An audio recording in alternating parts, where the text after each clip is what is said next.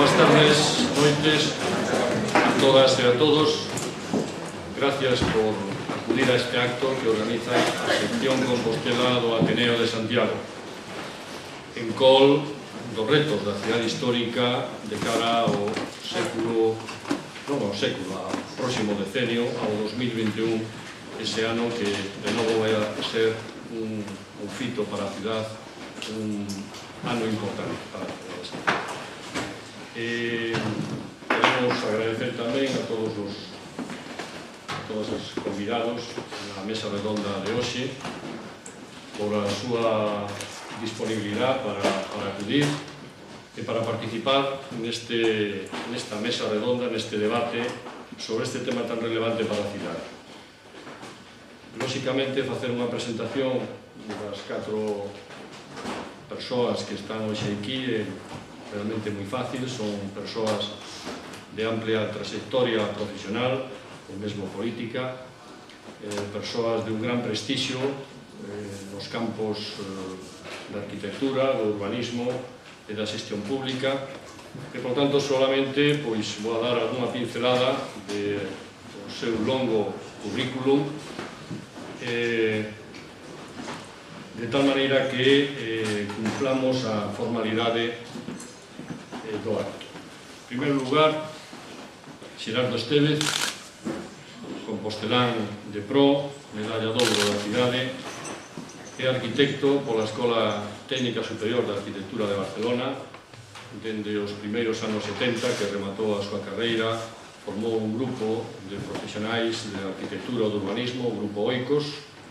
Logo, despois, tuvo unha dilatada vida política como alcalde democrático desta cidade ao longo de casi 15 anos, unha etapa moi fructífera.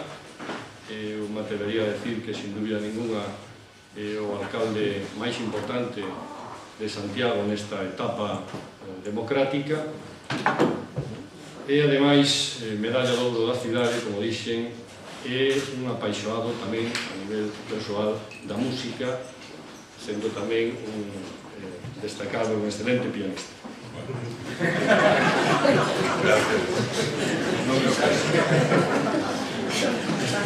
Ángel Viña Carregal é tamén un compostelán de pro, en este caso economista, licenciado en Económicas pola Universidade de Santiago, da primeira promoción, xa desde que rematou a carreira prácticamente adícase ao urbanismo, á planificación urbana, donde é un experto recoñecido internacionalmente. É o autor do Plan Xeral de Ordenación Urbana de Santiago do ano 89 e da súa revisión do ano 2008, e tamén autor do Plan de Protección da Cidade Histórica de Santiago.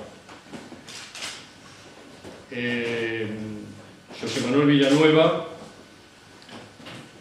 funcionario, ingresou na Escala Técnica Superior de Xestión da Universidade de Santiago alá polo ano 1987 aproximadamente, e prestou importantes servicios á universidade nos distintos postos de xestión, dende xefe de servicio, vicexerente e xerente da Universidade de Santiago.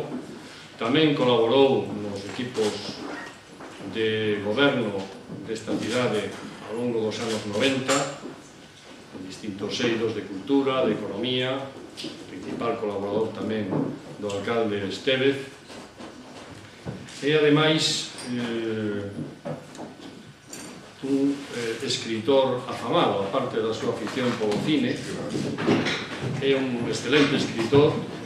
Aí temos dúas novelas: Adeus, India, Adeus, que foi premio da crítica no ano 2000, e a derradeira, me parece que se chaman Cuarteto con piano, no ano xa 2003. Cuarteto con piano. É unha excelente persoa e un experto en xestión pública. Actualmente é o xerente do Consorcio da Cidade de Santiago, que é o órgano, digamos, que ten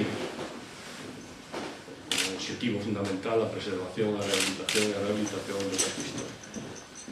E, verdadeiramente, Manuel Gallego Jorrec. O orden de presentación non implica ninguna xerarquía, ni moitísimo menos. Neste caso estamos diante do arquitecto, sin dúbida, máis relevante da segunda mitad do século XX e do que resta do XXI en Galicia.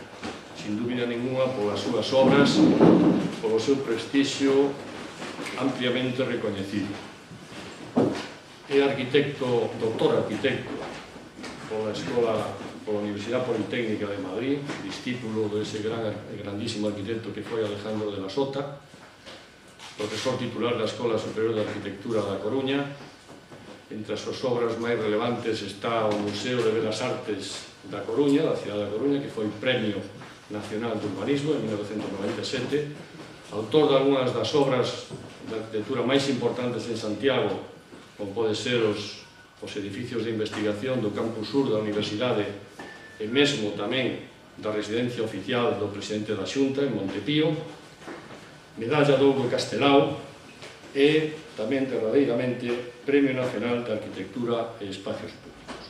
Ademais, a todos os eles lles une, parte desta dilatada trayectoria profesional e brillante, o seu compromiso ca cidade de Santiago, o seu compromiso ca ser cidade histórica.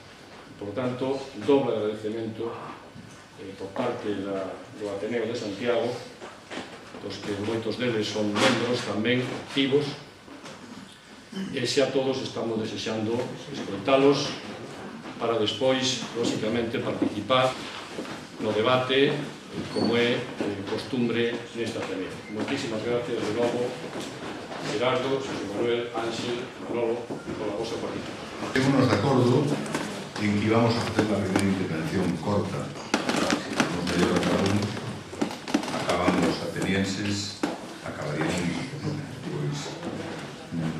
moi mal, pero vamos a facer unha intervención corta e logo retrucamos entre nós e logo interpretes vos, porque vai ser así máis a menos esa intención. Eu lanzo dúas ideas nada máis, dúas ideas para comenzar, porque isto vai abrir, e a idea é: eu creo que o Centro Histórico de Santiago é un centro ben cuidado, ben protegido e recoñecido en todo o mundo. Recoñecido en todo o mundo. Se sabedes que estas cousas soen facerse máis fora que dentro. Logo, bueno, pois, recoñecido en todo o mundo.